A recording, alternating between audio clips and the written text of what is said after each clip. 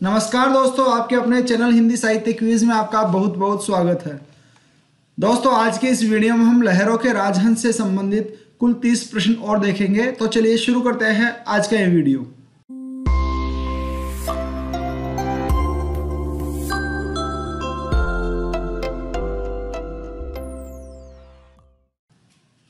दोस्तों, वीडियो शुरू करने से पहले मेरी आपसे रिक्वेस्ट है कि अगर अभी तक आपने हमारे चैनल को सब्सक्राइब नहीं किया है तो चैनल को सब्सक्राइब जरूर कर ले और बेल आइकन को दबाकर नोटिफिकेशन भी ऑन कर ले ताकि हमारे आगे आने वाली वीडियोज की जानकारी आपको सबसे पहले मिल सके। तो चलिए वीडियो में आगे बढ़ते हैं।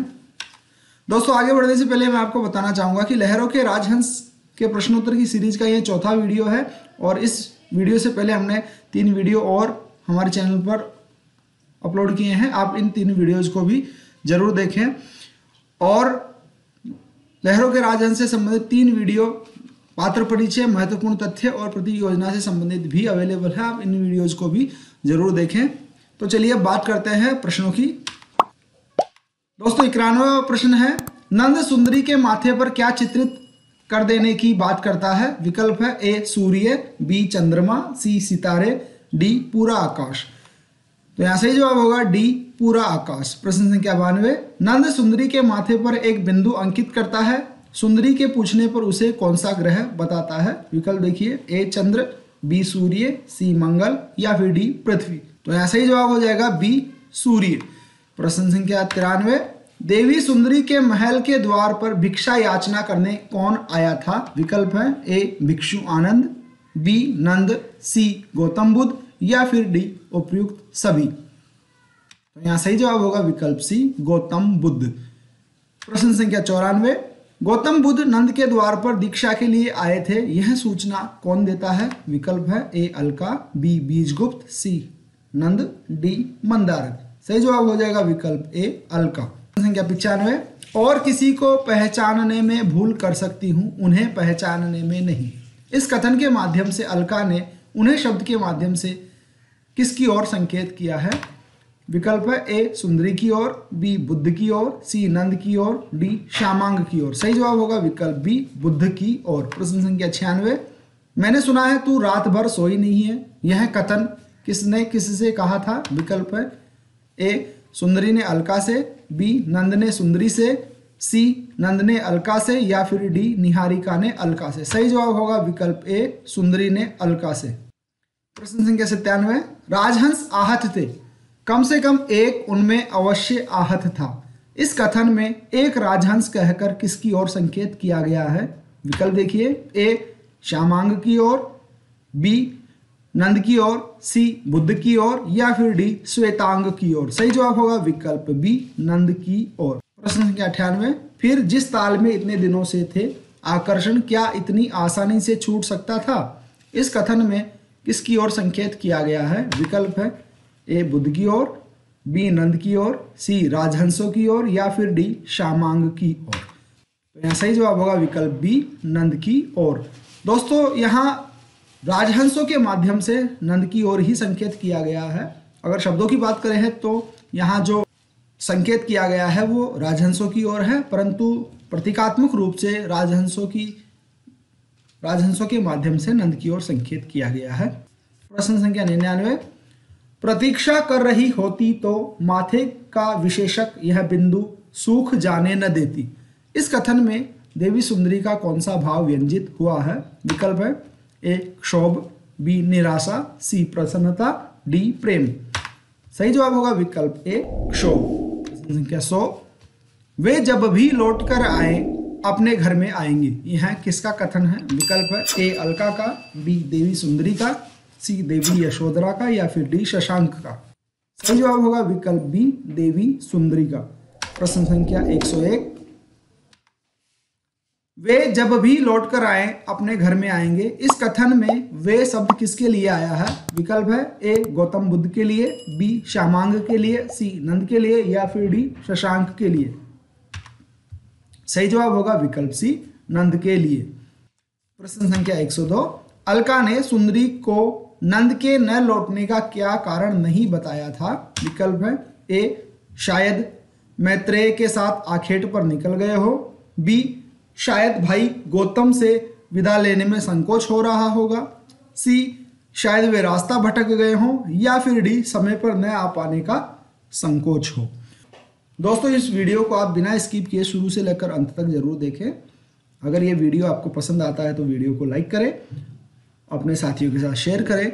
वीडियो या चैनल से रिलेटेड कोई सुझाव हो तो हमें कमेंट करके ज़रूर बताएं, और अगर आप ताकि हमें मोटिवेशन मिल सके और हम कोई सुधार अपेक्षित हो तो वो सुधार भी कर सके। तो यहाँ सही जवाब होगा विकल्प सी, शायद वे रास्ता भटक गए हो। अलका ने ये वाला कारण सुंदरी को नहीं बताया था नंद के वापस न लौटने का। प्रश्न संख्या 103, नंद कहता है एक अभ्यागत मेरे साथ है। यहाँ अभ्यागत शब्द का प्रयोग किसके लिए हुआ है? विकल्प देखिए, ए बुद्ध के लिए, बी भिक्षु आनंद के लिए, सी गुरु के लिए, या फिर डी इनमें से कोई नहीं। तो यहाँ सही जवाब होगा विकल्प बी भिक्षु आनंद के लिए। इस कथन में नंद ने अभ्यागत शब्द का प्रयोग भिक्षु आनंद के लिए किया है। प्रश्न संख्या 104, नंद के केश किसने काटे थे? विकल्प है, ए बुद्ध ने, बी भिक्षु आनंद ने, सी स्वयं ने, या फिर डी तथागत ने। तो यहाँ सही जवाब होगा विकल्प बी भिक्षु आनंद ने। तथागत बुद्ध के आदेश पर भिक्षु आनंद ने नंद के केश काटे थे। प्रश्न संख्या 105, मुझसे पूछना चाहते हो परंतु जो व्यक्ति तुम्हारे किसी भी प्रश्न का उत्तर दे सकता है वह मैं नहीं हूं। उत्तर तुम्हें केवल एक ही व्यक्ति से मिल सकता है और उस व्यक्ति का नाम नंद है। यह किसका कथन है? विकल्प देखिए, ए सुंदरी का, बी भिक्षु आनंद का, सी गौतम बुद्ध का, या फिर डी मैत्रेय का। सही जवाब होगा विकल्प बी भिक्षु आनंद का। प्रश्न संख्या 106, मुझे रोकने का तो प्रश्न ही नहीं नंद, जिसे तुमने रोके रखा है वह व्यक्ति कोई दूसरा ही है। उक्त कथन किसने कहा था? विकल्प है, ए भिक्षु आनंद ने, बी सुंदरी ने, सी श्वेतांग ने, या फिर डी नंद ने। सही जवाब हो जाएगा विकल्प ए भिक्षु आनंद ने। प्रश्न संख्या 107, मैं नहीं हूं, तुम नहीं हो, वह नहीं है, किसी उंगली से आकाश में बनाए गए चित्र है जो बनने के साथ साथ मिटते जाते हैं। उक्त कथन के वक्ता कौन है? विकल्प देखिए, ए सुंदरी, बी नंद, सी यशोधरा, डी भिक्षु आनंद। सही जवाब होगा विकल्प बी नंद। उक्त कथन को तथागत बुद्ध ने कहा था और नंद स्मरण करते हुए ये कथन उन्हें अपने आप से ही कह रहा है। प्रश्न संख्या 108, मैं नहीं हूं, तुम नहीं हो, वह नहीं है, सब किसी उंगली से आकाश में बनाए गए चित्र है। नंद के इन विचारों में निहित भाव क्या है? विकल्प है, ए प्रेम, बी आसक्ति, सी वैराग्य, डी क्रोध। सही जवाब होगा विकल्प सी वैराग्य। प्रश्न संख्या 109, लौटकर वे नहीं आए, जो आया है वह व्यक्ति दूसरा है। यह किसका कथन है? विकल्प है, ए अलका का, बी सुंदरी का, सी श्वेतांग का, डी नंद का। सही जवाब हो जाएगा विकल्प बी सुंदरी का।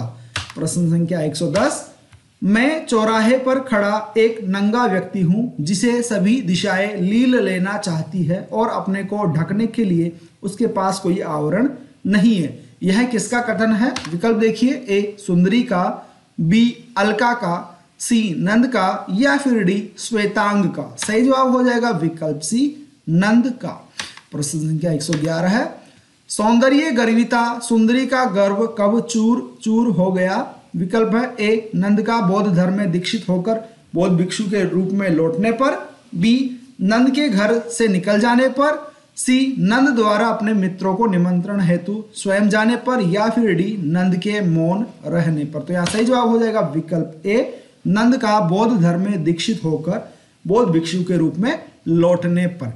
प्रश्न संख्या 112 है, काम से बचने का अच्छा उपाय तुमने ढूंढ रखा है। आदमी जब भी तुम्हारी ओर देखे तो तुम्हें अपनी ओर देखते ही पाएगा। यह कथन किसने किसको कहा था? विकल्प है, ए श्वेतांग ने श्यामांग को, बी श्वेतांग ने मंदारक को, सी सुंदरी ने श्यामांग को, या फिर डी सुंदरी ने नंद को। तो सही जवाब हो जाएगा विकल्प बी श्वेतांग ने मंदारक को। यह जो कथन है वो श्वेतांग ने मंदारक को कहा था। प्रश्न संख्या 113 देखिए, प्रवेश द्वार पर मुद्राएं कौन अंकित कर देता है? विकल्प है, ए शशांक, बी मंदारक, सी श्वेतांग, या फिर डी बीजगुप्त। सही जवाब हो जाएगा विकल्प डी बीजगुप्त। प्रश्न संख्या 114 है, नंद महल के कर्मचारियों में से किस पर विशेष अनुराग रखता है? विकल्प है ए अलका पर, बी श्वेतांग पर, सी श्यामांग पर, डी शशांक पर। सही जवाब होगा विकल्प सी श्यामांग पर। प्रश्न संख्या 115 है, वह एक व्यक्ति नहीं दो आंखों का एक अनचाहा भाव है जो हर समय इस घर की हवा में घुला मिला रहता है। यह किसका कथन है? विकल्प देखिए, ए अलका का, बी नंद का, सी श्वेतांग का, या फिर डी सुंदरी का। सही जवाब होगा विकल्प डी सुंदरी का। प्रश्न संख्या 116, वह एक व्यक्ति नहीं दो आंखों का एक अनचाहा भाव है जो हर समय इस घर की हवा में घुला मिला रहता है। यह कथन किसके लिए प्रयुक्त हुआ है?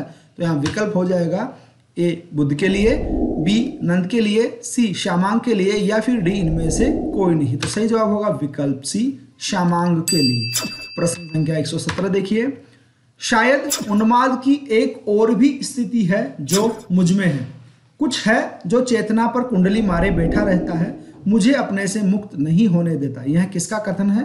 विकल्प देखिए, ए सुंदरी का, बी नंद का, सी अलका का, या फिर डी श्यामांग का। तो यहाँ सही जवाब होगा विकल्प बी नंद का। प्रश्न संख्या 118, लगता है तुम पूरी रात नहीं सोई, नंद यह कथन किसको कहता है? विकल्प है ए अलका को, बी सुंदरी को, सी शेफालिका को, डी निहारिका को। सही जवाब होगा विकल्प ए अलका को। प्रश्न संख्या 119, न जाने क्यों इस व्यक्ति को देखकर सदा उलझन होती है, हर कार्य के सामने यह एक प्रश्न चिन्ह बनकर आ खड़ा होता है। सुंदरी का यह कथन किसके लिए है? विकल्प है ए अलका के लिए, बी नंद के लिए, सी श्यामांग के लिए, या फिर डी बुद्ध के लिए। तो सही जवाब होगा विकल्प सी श्यामांग के लिए। प्रश्न संख्या 120, सुंदरी के अनुसार तुम इस भवन के उन कर्मचारियों में से हो जो यहाँ रहकर भी यहाँ के नहीं हो पाए। इस कथन में तुम कहकर किसकी ओर संकेत किया गया है? विकल्प है ए मंदारक की ओर, बी श्यामांग की ओर, सी श्वेतांग की ओर, या फिर डी बीजगुप्त की ओर। तो यहाँ सही जवाब होगा विकल्प बी श्यामांग की ओर। तो दोस्तों ये थे कुल 30 प्रश्न लहरों के राजहंस से संबंधित। अगले वीडियो में हम बाकी के 30 प्रश्न और देखेंगे और उस वीडियो का लिंक आपको इसी वीडियो की डिस्क्रिप्शन में और ऊपर आई बटन पर मिल जाएगा। दोस्तों अगर अभी तक आप इस वीडियो में बने हुए हो तो आप हमें कमेंट करके जरूर बताएं कि ये वीडियो आपको कैसा लगा, और अगर अच्छा लगा हो तो वीडियो को लाइक करें, अपने साथियों के साथ शेयर करें। कोई सुझाव हो या प्रश्न हो तो आप हमें कमेंट करके जरूर बताएं। धन्यवाद दोस्तों, जय हिंद, जय भारत।